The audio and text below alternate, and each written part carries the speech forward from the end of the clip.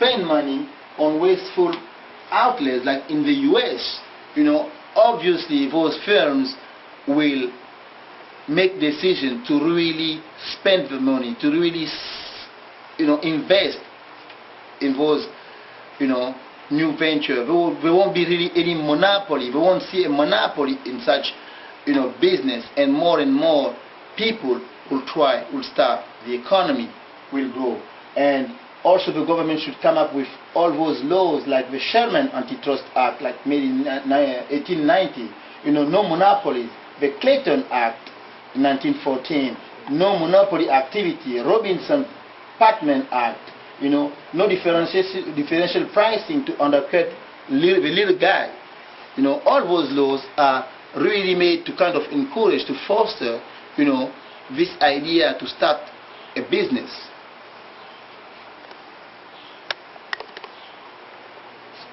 Government should also, put forth some legislature that rewards new ideas, reward innovation by temporary exclusive right, patent protection, avoid unjustly awarding patent, enforce patent lawsuits.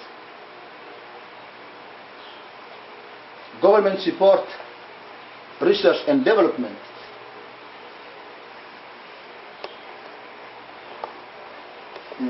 As I was saying, if the government invests in subsidizing basic scientific research, facilitate industry clustering, import foreign innovations, once the government kind of subsidize basic scientific research, the findings of this research, I don't think should the government own it. They should give it to either the university they sponsor, person they sponsor, or the scientists behind this new discovery. Facilitate industry clustering, like in Silicon Valley, for instance, where it's a high-tech industry in the US. Import foreign innovation. It's really a good thing to import, foreign innovations, because once the innovation, the technology is at home, obviously those new, innovators, entrepreneurs will better the process, maybe make easy, the process, like the Six Sigma, developed by, General Electric.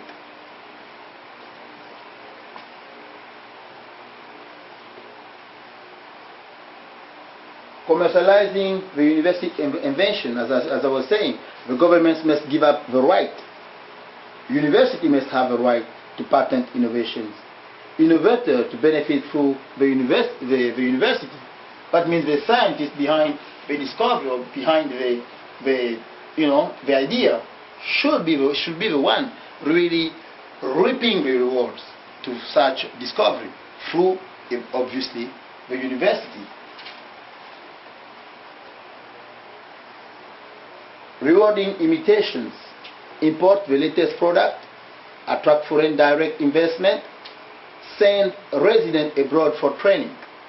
Those are really the ways, the government can reward imitation, because if you import the latest product, obviously, as I said, once the product is at home, people will always find ways to imitate. People will always find ways to better the product, because there's always something they can do to, improve quality, to improve maybe your process, Attract foreign direct investment. You can bring those companies at home, because instead of putting some tariffs or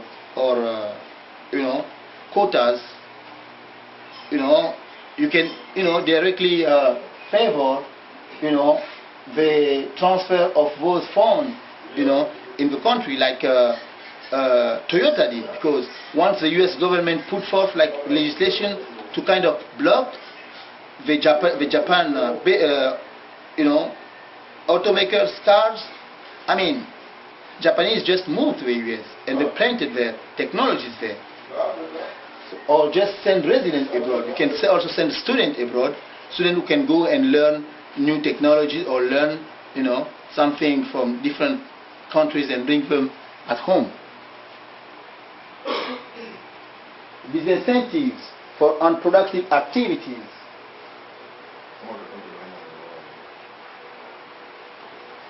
So the government also should kind of avoid lawful and unlawful effort to redistribute the economic pie. The government should really, really work hard, to increase the size of the pie instead of just redistribute it. Because increasing the size of the pie, this is exactly where there is economic growth. This is exactly where, job creation, do matter. Where you can see that the economy is moving. Let's take like Gabon, a country like Gabon.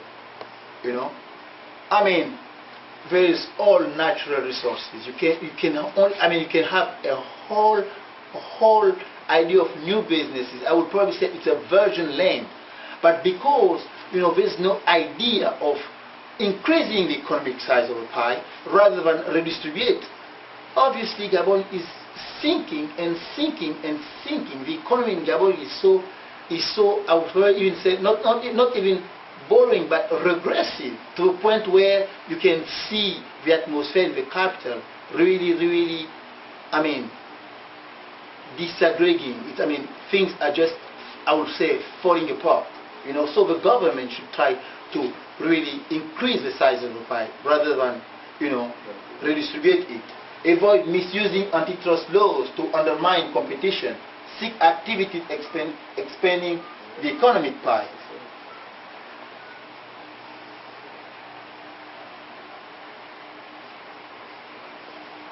The government also should really try to, place forth, some legislature that can keep the winners on their toe, playing the red queen games, elaborate legislation and financial system favoring red queen game, enforce antitrust laws, welcome trade and investment.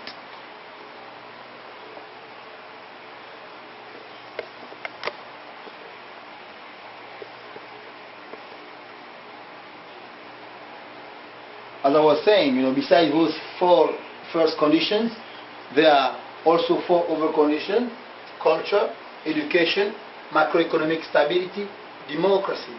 Those conditions also are really, really important, even though, in Africa, you won't really see a country trying to kind of favor democracy. That's a dream. But, if really the government is trying to really increase the economic pie, the economic size of, the country, I think they should really kind of create this culture like we see it in India, where you can see the government is really trying to work hard, to build this environment where the entrepreneur can give birth, education, by educating people, people have new ideas, by putting forth some macroeconomic stabilities, your budget deficit, keeping low your budget deficit, maybe your monetary policies, the policies you make, try to avoid inflation, those are really the elements that will increase the economic pie.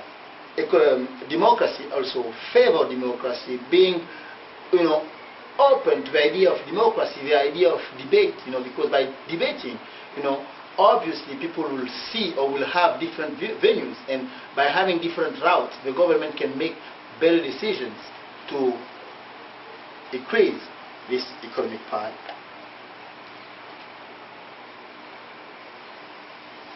This is exactly what I was saying about cutting edge, growth at the cutting edge. I thank you for listening. If again you do have a question, you can email me at fmatima@unomaha.edu. This is the University of Nebraska at Omaha. Thank you.